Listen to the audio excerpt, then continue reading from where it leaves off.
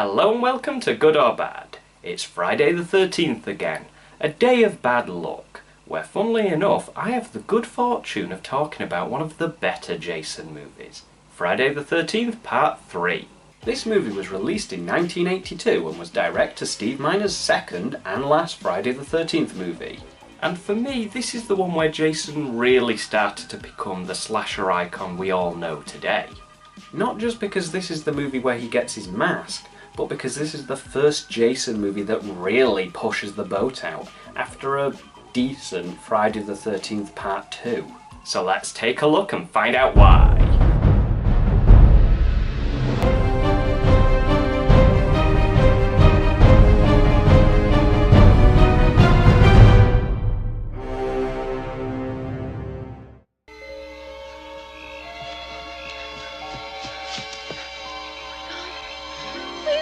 Well, yes, a recap scene. Naturally, suppose that had to happen. Although, while this recap scene of the end of the second movie does go on for too long, that being almost 5 minutes, it does serve a better purpose because this movie picks up directly where the second leaves off, as we see Jason regaining consciousness.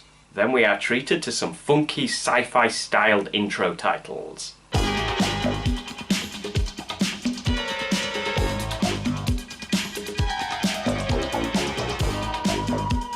And as you may be able to tell, this movie was one of those early 80s 3D films. And the reason for that was, they had done 2 movies already and they wanted something new to mix it up a little and draw people back into the theatres. And speaking of the theatres, apparently the 3D showings encountered a lot of problems because theatres back then weren't as well equipped to handle 3D movies as they are now. So Paramount had to pay for and install the screens and train the projectionists how to operate the 3D projectors. So even though they wanted a gimmick to draw people back into the theatres, they still had to spend over $8 million just to get the movie in there. So perhaps it would have been better to just not have the 3D at all. But hey, I'm sure it was all fun at the time. And it was no financial loss either, because the budget for the movie was approximately $2.3 million and it grossed in the US alone over $36 million. So it didn't do that bad either. So now the movie properly kicks off. We hear a newscaster, who is actually Steve Miner, the director of the movie, report on the events of the massacre that took place during the second movie. Jason is quick to remind us that he has not changed his murderous ways in the last few hours, as he quickly kills these 2 people. Harold and Edna, played by Steve Susskind and Sherry Maugans. But at least he is nice enough to kill this man after he finishes up on the toilet. It's just not sporting to kill somebody while they're doing a poo. Okay, I say Jason quickly kills them, the whole thing lasts about 7 minutes, which is good. The movie plays around with them first, gives a few fake scares, and the deaths are actually quite good. But anyway, it's time to meet our main characters. This is Chris, played by Dana Kimmel. That's Andy, played by Jeffrey Rogers, and his pregnant girlfriend Debbie, played by Tracy Savage. Spoiler alert! Those 2 are a couple and they're only interested in sex. I can think of much better things for you to be doing with your hands. You win. They die. Sex, sex, sex. You guys are getting boring, you know that? Is she talking about them or the franchise? Oh, and that guy in the mask behind them is Shelley. He is played by Larry Zerner, who actually got the part because he was spotted handing out horror movie flyers, and they decided to offer him the part to be in a horror movie. He said yes, obviously. And supposedly Andy found Shelley a date for the weekend, Vera, who is played by Catherine Parks. They are all going to spend a weekend having fun at Chris's old house in Higgins Haven, but she has other reasons for going back there.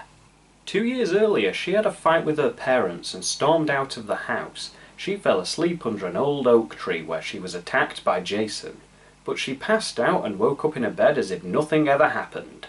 So she is pretty much going back there to confront her fears, as well as see her boyfriend Rick, played by Paul Krapka. So they're all going up there the day after the 2 store owners got killed, which was the same day Ginny and her friends got attacked. So that makes this Saturday the 14th. No, doesn't really have the same ring to it. Better not mention it, really. And speaking of Ginny, that reminds me, originally this movie was going to be about Ginny returning, played again by Amy Steele. And the whole thing would have been about Ginny being committed to a psychiatric hospital following the events of the second movie, and Jason would have naturally made his way to her through all the other doctors, nurses and patients. But it wasn't to be, because she turned it down due to other acting commitments. But since then she has said that she regrets not doing it. But, ah well, back to the movie. And it looks like there's trouble in the van.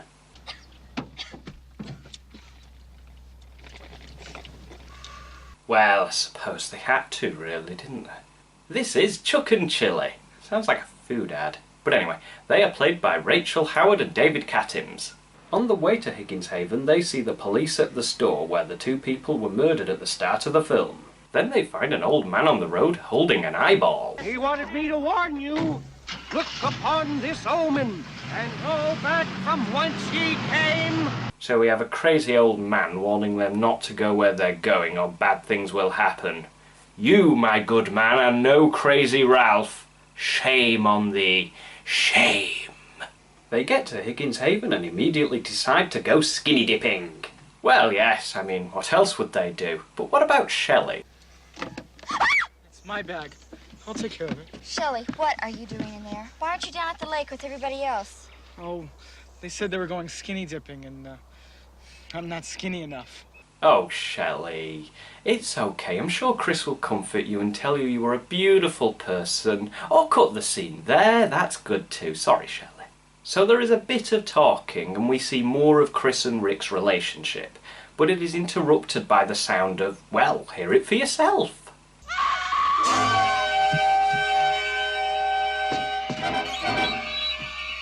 Now, we're only 27 minutes in, so it's probably not going to be Jason killing someone, more like a prank or an animal jump scare, such as a hidden octopus in a cupboard or something. Probably, maybe not. We heard screaming. Oh my God. Oh dear, the guy that put a mask on earlier to scare them has a hatchet buried in his head. Bet it's real. Oh, is it dead? Don't touch him, Andy. Don't move him! Creep! Oh, it was a joke. Fooled me. So they all insult him and Vera decides to go to the local store. Shelley tags along because they are supposed to be blind dates. At the store they encounter a little biker gang, Ali, Loco and Fox. And since I have named pretty much everyone else in this movie, I might as well go ahead and give you the name of these guys. Gloria Charles, Kevin O'Brien and Nick Savage.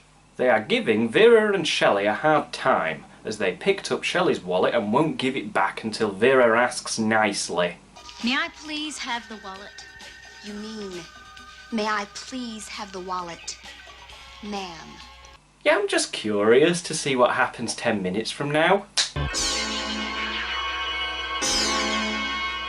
Yeah, that makes sense.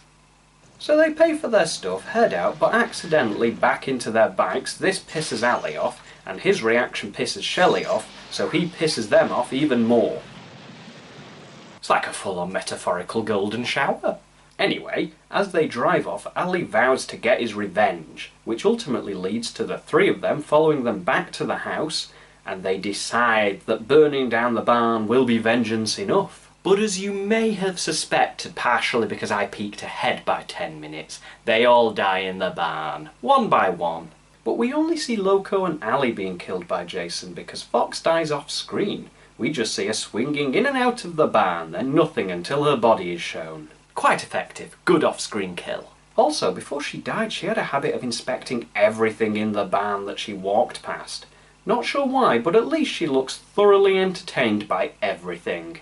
The biker gang may feel like filler, but it's the movie's way of adding a few free kills into this movie. And by free kills, I mean kills that Jason can kill without actually upsetting his stalker routine. You know, because he can't kill anyone of the main cast because they know they're there. He has to wait until the end to kill them. It's what happens in every single movie. But no one knows the biker gang are there, so he can slaughter them and no one will ask questions. Thus free kills. But I say filler. Ali, we've peeked ahead enough. Chronological order of events and all that. Better follow them. Oh, and speaking of chronological orders and following them to the letter, before the bikers died in the barn, Rick wasn't too happy about his car windscreen being smashed, so he takes a drive to cool off and Chris tags along. It's a thing with that car and people tagging along. I need to stop saying pointless things. Probably not going to happen though. Later that night, Chris opens up about her emotional journey and tells him about the fight she had with her parents 2 years ago and the encounter she had in the woods. Or is it a forest? When does a wood become a forest anyway? See, pointless things, I just can't help myself. They're having sex in a hammock. Sorry, hammock sex is very distracting, but if they're doing that, it must be almost time for the final killings. But back to Chris and Rick. The car battery died, so now they have to walk back to the house, giving Jason time to do a spot of killing.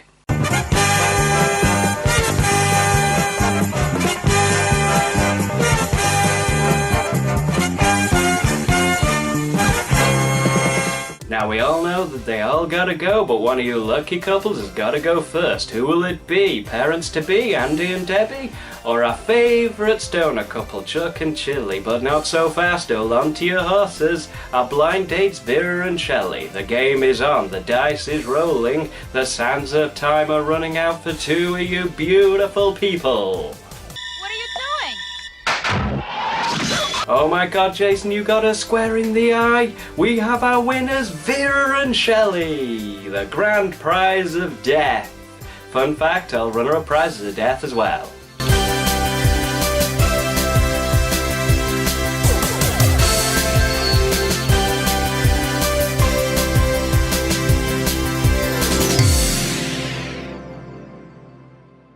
Yes, I know, technically Shelley doesn't die until after the next two killings, but he got his throat slashed before, off screen, so I'm counting it. But forget such tediosities, probably not a word. Jason has his mask, which he got from Shelley, and interesting fact. Well, only if you find it interesting. If not, well, it's just facts then, isn't it? But anyway, the film was in 3D, which meant a 3D special effects team was required, and supervisor of said team, Martin J. Sadoff, was a massive hockey fan and always kept a bag full of hockey gear with him. So when they were testing potential masks out, he pitched the idea of the hockey mask, and they loved it. And you may be asking yourself why they didn't just put a bag over his head again, and basically he accidentally looked too much like the Elephant Man, so they wanted to give him a mask.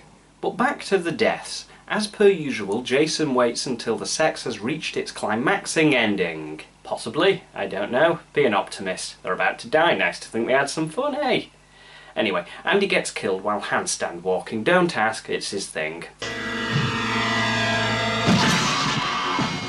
Then he kills Debbie in much the same way Kevin Bacon's character died in the first movie. I do like it when they reference scenes from other movies. Well, I say reference. Nice way of saying copied, really, isn't it? But hey, it's different this time, because Debbie was pregnant when she died, so yay! Actually, that's quite horrible. Speaking of which, why was she pregnant? And no, I don't mean the whole innie-outie part. I mean, why choose for her to be pregnant at all? If she was a survivor, I'd get it, because she's fighting for the life of her baby, not just her own. But she dies. The only reason I can think of is to make it more gripping. But it's early days by the looks of it, so it's not actually that visually gripping, just looks like an ordinary kill. Now imagine if she was bigger.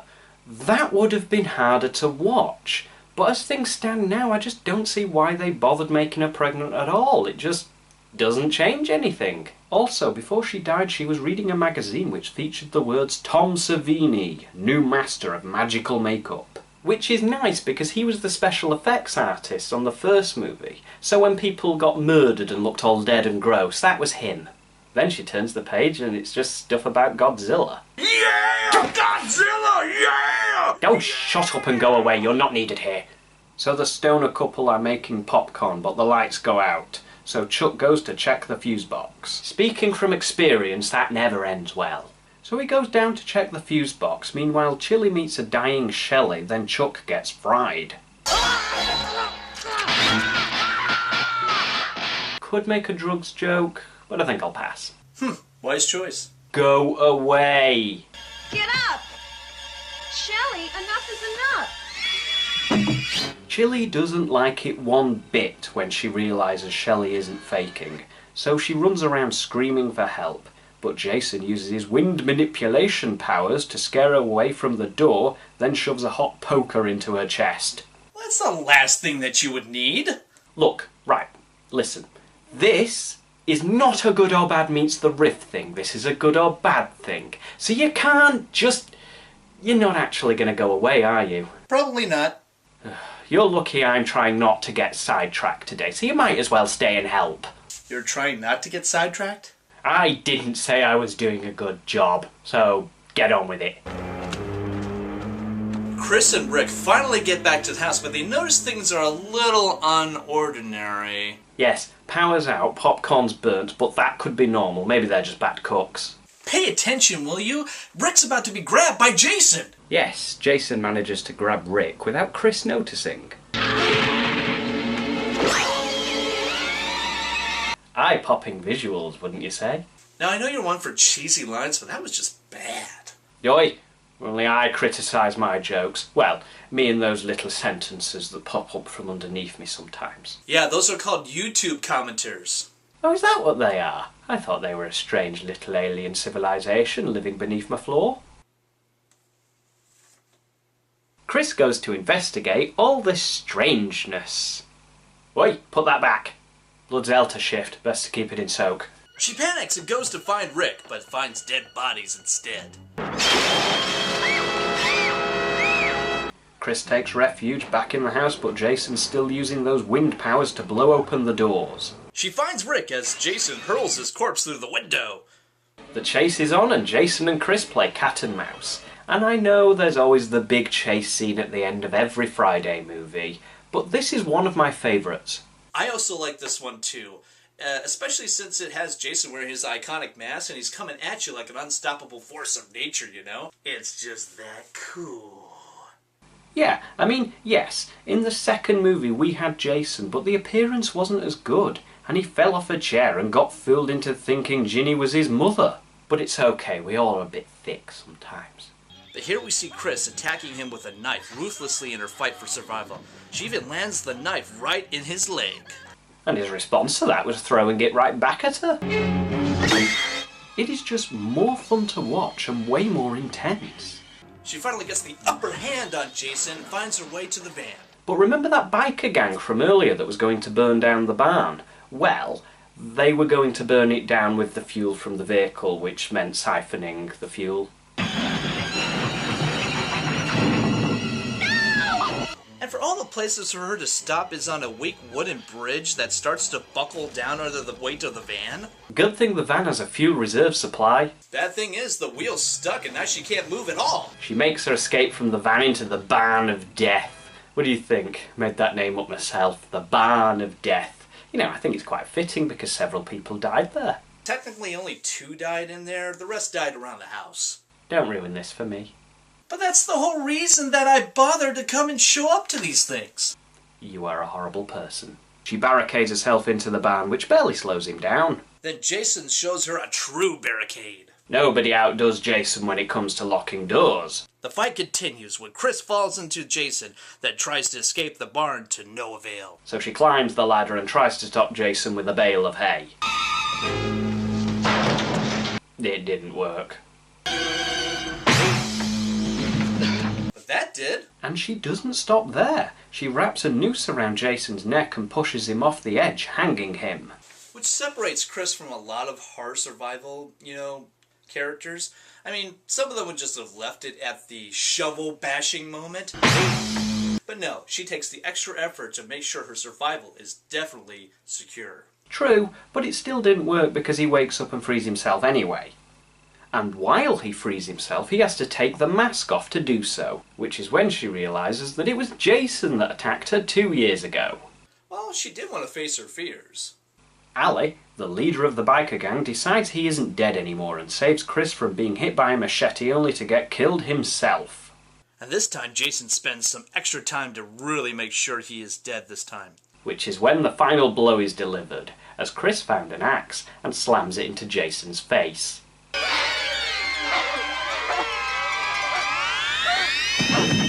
Chris heads outside the barn and climbs into a canoe, much like Alice did in the first movie. In fact, the following events are very much like the first movie, only this time it's his mother jumping out of the lake instead of Jason. And before she is grabbed, she sees Jason running after her, only for him to just disappear into thin air.